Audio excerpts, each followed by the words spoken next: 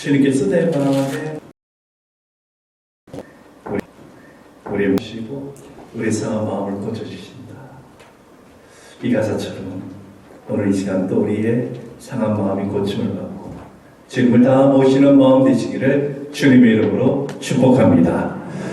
세상을 살아가면서 좋은 일만 있으면 참 좋을 것인데 우리는 힘들고 걱정되고 근심되는 일들이 늘 따라옵니다.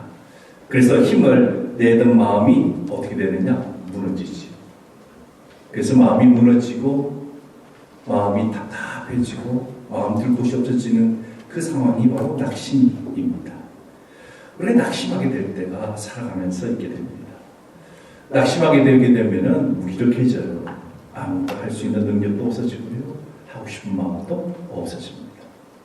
그러니 우리에게 낙심이라는 문제는 피하고 싶지만은 어느 순간 문득 찾아오고 쉽게 해결되지 않는 낙심 상태로 머무를 때가 있다라는 겁니다. 오늘은 우리 같이 낙심에 대한 말씀을 나누고자 합니다. 우리가 낙심될 때 어떻게 해야 되는지 또 무엇을 바라보면서 그 낙심을 이겨내게 될 것인지 우리가 이 낙심을 이기는 무기는 무엇인지 우리 오늘 말씀을 듣기를 원하며 이 말씀 가운데 우리가 낙심을 이겨내는 은혜가 함께하기를 바랍니다. 우리 자원에 계시는 분 한번 인사를 나누겠습니다. 은혜 받고 돌아갑시다. 오전 예배하고 다르게 오후 예배에는 정말 예배를 사모하는 사람들이 나오는 시간입니다. 수요예배도 마찬가지고요.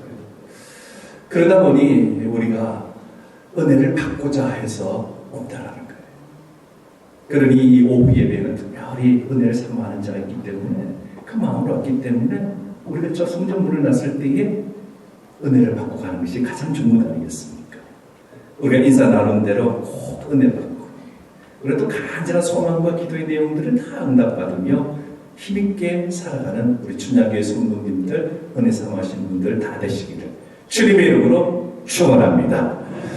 어제는 우리가 이 낙심에 대한 말씀을 들을 때 첫 번째로는 낙심하지 말자라는 겁니다. 한번 따라해 볼까요? 낙심하지 말자. 낙심하지 말자. 이것이 우리 마음속에 결단이 늘 있어야 됩니다. 그러면 낙심하지 않기 위해서는 우리가 어떻게 해야 되느냐? 먼저 바라봐야 될 것은 포기하지 않을 때가 낙심하지 않을 때입니다. 우리가 생각을 잘 붙들어 매야 됩니다. 이 생각이 흐트러지면은 우리는 코끼리와 같은 존재가 되어버릴 수도 있다라는 거예요. 무슨 말이냐? 왜 코끼리가 갑자기 나오느냐? 태국에 보면은 코끼리가 굉장히 많습니다. 그리고 코끼리가 굉장히 유용하게 씁니다. 코끼리를 통해서 그 사람들이 무거운 것을 운반하는 수단으로 씁니다. 밀림으로 들어가야 되니까 사람이 많은 곳에 들어가야 되니까 차가 들어가지 못하면 코끼리를 통해 가지고 무거운 것을 운반해요. 또 그리고 그곳에 있는 사람들에게 관광 온 사람들에게 코끼리를 통해서 수입을 얻기도 합니다. 그래서 태국은 코끼리가 많아요. 근데 그 코끼리가 어떤 코끼리냐면 야생 코끼리예요. 야생 코끼리는요, 동물원에 있는 단순한 그런 코끼리하고 다릅니다. 굉장히 사납습니다. 그 사막 뿔이 있잖아요. 이것을 치받기도 하고 짐승을 죽이기도 하는 큰 무시무시한 능력을 가지고 있고 또 잘 알다시피 코끼리는 혼자 생활하는 것이 아니라 무리 생활을 해요. 그 야생 코끼리를 만나면 무조건 도망가야 됩니다. 그런데 이 코끼리, 야생 코끼리, 어마어마한 힘을 가지고 있는 이 야생 코끼리를 그럼 어떻게 그들이 무거운 것을 운반하는 수단으로 쓰고 관광객 말을 잘 듣는 사람을 공격하지 않는 그런 짐승으로 그런 훈련을 시킬 수 있을까? 어떻게 끊을 수 있을까? 궁금해지죠. 이 야생 코끼리를 먼저 잡아야 되겠죠. 그래서 정글 속에 어르렁대면서 코끼리가 꼭 하고 이제 돌아다니는 그 코끼리를 상대로 해서 미리 그 사람들이 큰 우리를 만들어요. 큰 덫을 놓는 것입니다. 그 우리 속으로 코끼리를 몰아가요. 한 마리를 막 몰아가면은 코끼리가 화가 나서 씩씩거리고 하다가 큰 우리 만드는 데 들어가게 되면 들어가자마자 착크덩 하면서 쇠문이 닫히게 됩니다. 그리고 막아버리면은 코끼리가 갈 곳이 없어요. 이리 치받고 저리 치받고. 그래서 코끼리 사냥꾼들은 코끼리가 약간 진정되거나 그럴 때에 갇혀있는 코끼리를 상대로 해서 그 발 발이 4개잖아요. 하나의 발에 집중적으로 해서 쇠줄을 묶어놓게 됩니다. 쇠줄을 묶어놓고 그 쇠줄을 쭉 연결해서 나무에다가 그 쇠줄을 다시 묶어놓는데 보통 나무가 아니라 보리수나무입니다. 벵갈 보리수나무라는 아주 튼튼한 나무에 그 반대편 쇠줄을 꽁꽁 묶어놓습니다. 그 쇠줄을 통해서 코끼리가 발이 딱 묶여 있으니까 이제 꼼짝달싹 하지 못하잖아요. 그러면 이제 그 우리를 걷어내는 거예요. 그리고 그 나무에 묶어놓게 되면은 코끼리가 어떻게 되냐면은 쇠줄을 견디십니다. 발버둥을 치게 됩니다. 벗어나려고 버둥버둥거립니다. 그러다가 딱 발견하게 되죠. 내가 나무에 묶여있다는 것을 알게 됩니다. 그러면 코끼리는 나무를 공격해서 뿌리채 그것을 뽑아내려고 합니다. 자기 힘을 다해서 그 나무를 공격하기 시작하는 거예요. 그런 공격이 얼마 정도 걸리느냐, 짧게는 며칠, 길게는 몇 주 동안 그 힘겨루는 일들이 계속해서 일어나게 됩니다.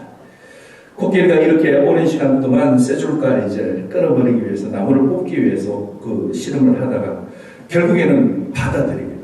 아, 내가 아무리 힘을 쓰고 용을 써도 내가 저 나무를 쓰러뜨릴 수 없구나. 그렇게 이제 받아들이게 되면 그때부터 코끼리가 포기를 해요. 그렇게 포기를 하고 될 때에는 발에 묶인 쇠사슬, 그것이 이제 팽팽하게 연결되어져 있기 때문에 그것을 당기게 되면은, 아, 맞아. 내가 아무리 힘을 써도 내가 여기서 벗어날 수 없어. 힘써봤자 이 줄 끊지도 못하고 저 나무를 뽑을 수도 없어. 나는 어쩔 수 없어. 코끼리는 쇠줄이 팽팽해지게 되면은 곧바로 포기해버립니다. 해도 안 되더라. 그래서 쇠줄의 힘이 팽팽해지기만 하면은 그가 더 이상 아무것도 하지 않고 가만히 있어요. 이렇게 쇠줄에 익숙해지게 되면 그 다음에 쇠줄 한쪽 그 발에 묶고 그 보리수나무에 묶어둔 거 풀어가지고 작은 막대기 아니 작은 나무에만 묶어놓게 되더라도 기둥에 묶어놓게 됩니다. 그러면 코끼리가 이렇게 저렇게 움직이다가 다시 쇠줄이 팽팽해지게 되면은 도망가려고 하는 것이 아니라 그 순간 딱 멈추게 됩니다. 포기를 한다는 거예요. 그 후에는 아무 곳에나 코끼리를 묶어놔도 코끼리가 그냥 저항하지 않게 된다는 거예요. 그래서 사람이 코끼리를 묶고 줄을 팽팽하게 당기면은 코끼리가 그냥 따라가는 거예요. 힘써봐도 소용없더라. 이게 탁 박히게 되는 거예요. 그래서 야생 코끼리가 아주 순한 강아지처럼 사람이 끌고 가는 대로, 사람이 지휘하는 대로 훈련받게 되고 따라가요.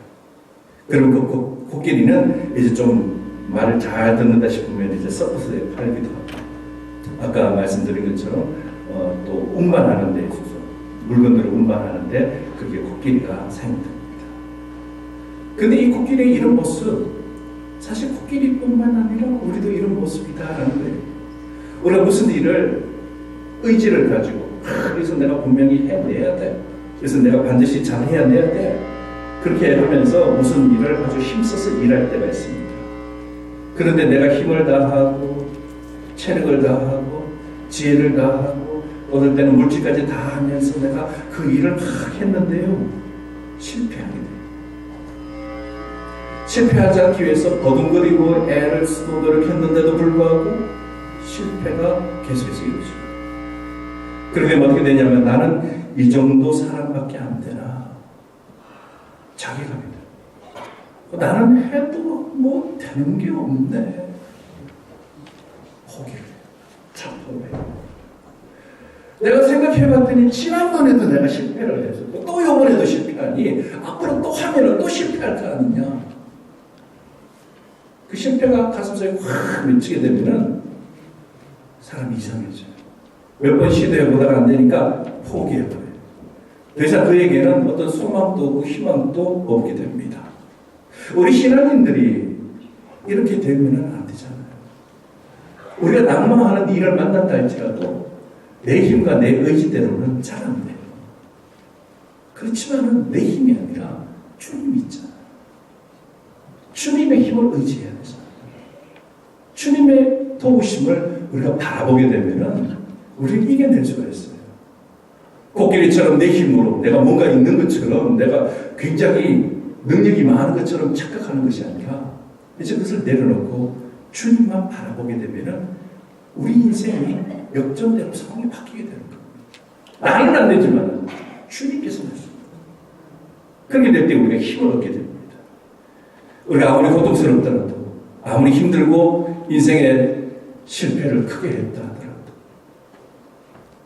그 가운데에서도 우리가 주님을 꼭 붙잡고 있습니다. 주님께서는 우리에게 힘을 주시고 다시 일어날 소망을 안겨주신 줄 믿으시고 오직 주님만 붙들게 되시기를 주님의 이름으로 축원합니다. 그러면 두 번째는 뭐냐? 낙심을 물리치는 무기가 필요하다는 겁니다. 우리 실제적으로 노력해야 될 것이 무엇입니까? 우리가 낙심 찾기 위해서 주님을 붙드는 것과 또 우리가 신앙적으로 이렇게 노력해야 되는 것이 같이 들어갑니다. 그럼 신앙적으로 우리는 무엇을 어떻게 해야 될까? 어떻게 해야지 낙심을 물리칠 수 있을까? 낙심이라는 것이 그 물리칠 수 있는 무기가 과연 무엇인가? 우리가 한번 생각해 볼 필요가 있습니다. 하나의 이야기인데 이거는 이제 만들어진 이야기예요. 우리한테 교훈을 주기 위해서. 사탄이 하루는 자기의 물건들을 쫙 진열해놓고 경멸을 하는 그런 이야기입니다. 그래서 사탄이 자기가 쭉 자판에다 진열해놓은 것이 무엇이냐면은 걱정, 근심, 두려움, 슬픔, 자만심, 교만 이런 것들을 쭉 나열해놓고 사람들을 막 불러모으는, 소비자들을 막 불러모으는 거예요. 그래서 상품에 진열해져 있는 이 물건들을 사가는 거예요. 그래서 조금 여러 개 구입하면은 세일돼 주겠다. 근데 한쪽 부분에 보니까 절대 세일하지 않음이라고 펜만 딱 붙어 있는 물건이 하나 있어요. 다른 것은 다 세일하고 그리고 사람들에게 덤으로도 이제 팔겠다라고 했는데 왜 저는 세일하지 않을까? 누군가가 사탄에게 묻습니다. 왜 이 물건은 세일하지 않습니까? 라고 물어요. 그래서 사탄이 이렇게 얘기한 겁니다. 다른 물건들은 나한테는 충분히 여유분이 많아요. 그래서 물건이 넉넉하기 때문에 내가 이렇게 덤으로도 줄 수도 있고 세일도 해요. 하지만 이 물건만큼은 재고가 없어요. 딱 여기 한정되어 있는 것이 전부예요. 가격도 비싸요. 그리고 가장 우리에게 사탄에게는 가장 유용한 가치가 있는 것입니다. 이 물건 없이는 우리는 사람들에게 마음속에 함부로 깊숙이 들어가지를 못해요.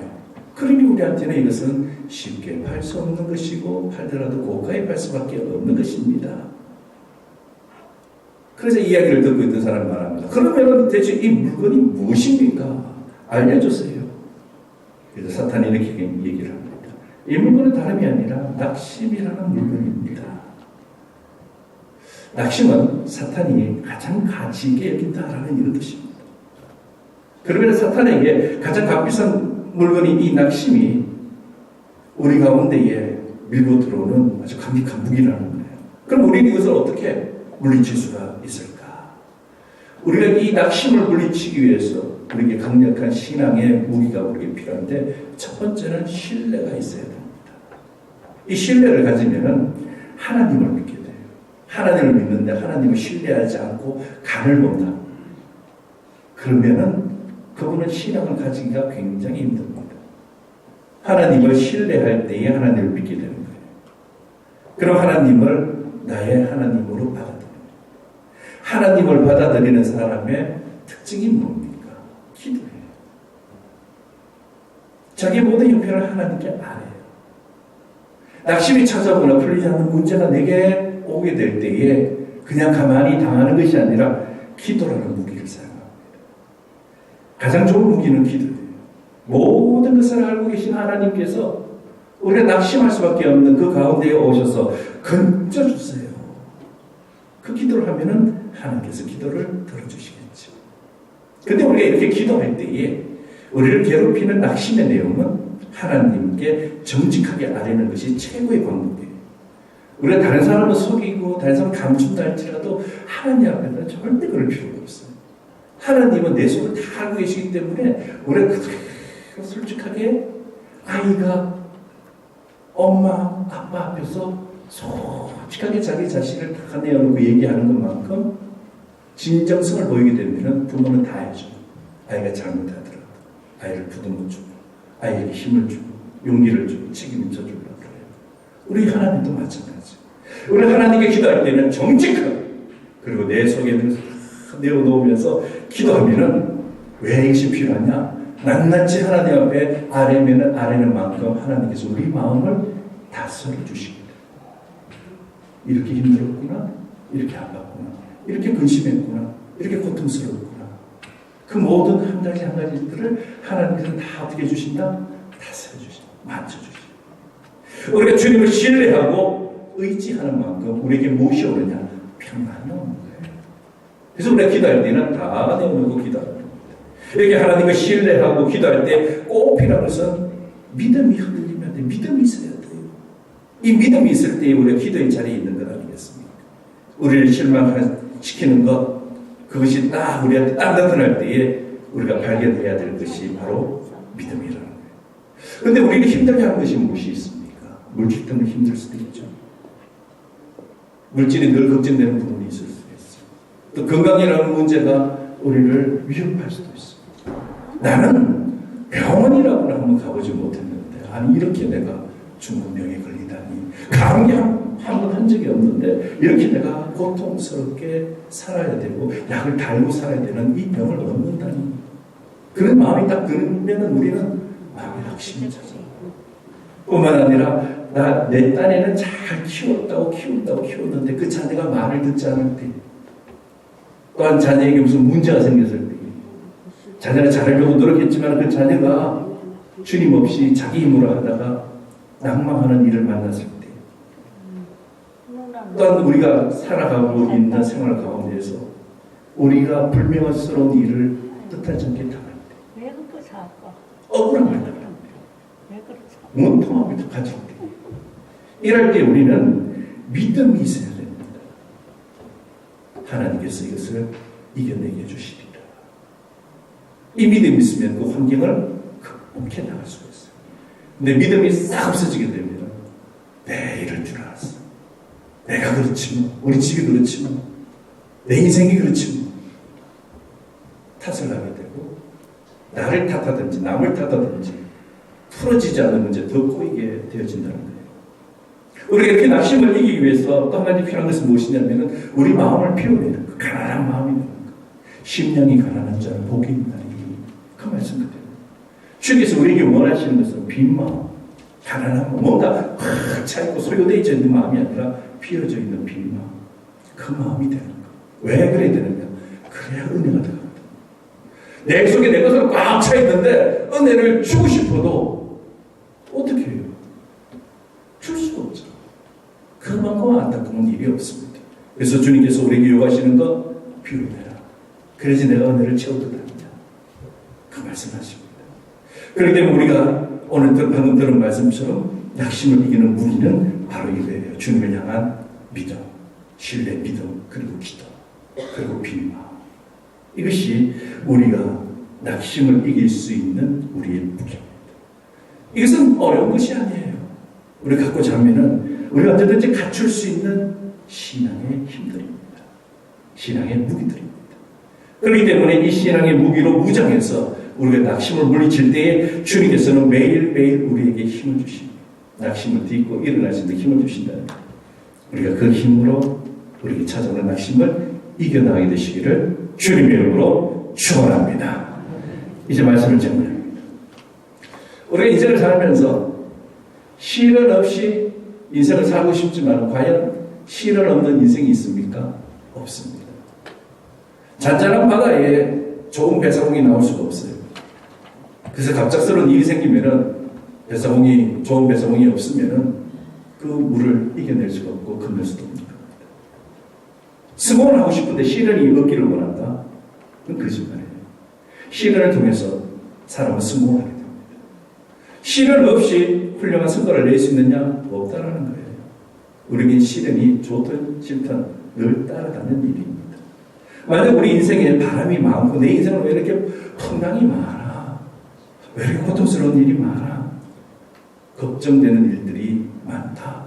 나는 다른 사람보다 유독 힘들게 산다. 라고 생각할 때에 우리 인생의 그 폭풍과 주님께서 우리의 신앙 가운데 깊이 뿌리 내리시는 그 귀한 일들을 또 만들어낸다는 거예요. 바람이 세게 불수록 참나무는 뿌리를 더 깊이 내린다는 그 원리와 같은 겁니다. 시련은 참된 하나님의 사람을 만들어냅니다.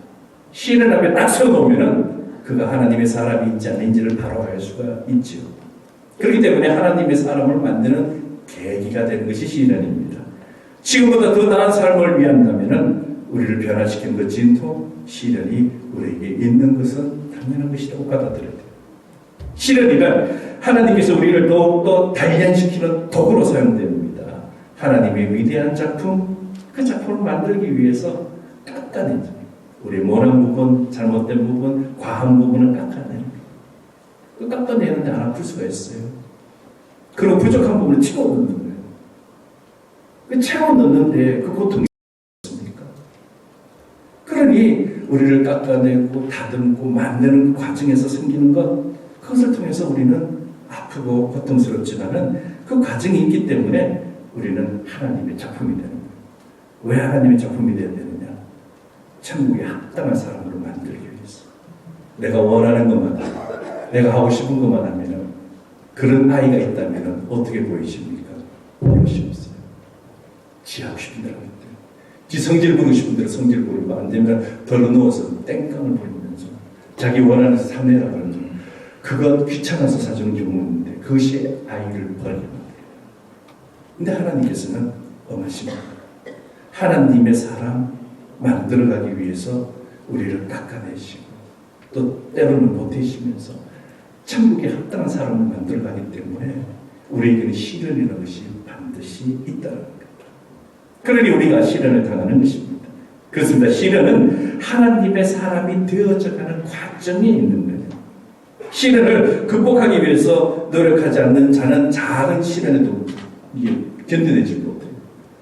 어떤 사람이 쭉 살아가다가 자기가 딱 약점인 부분이 있어요. 그 부분에 딱 걸리게 되면은 순간 포기를 다 해버리는 사람이 있어요.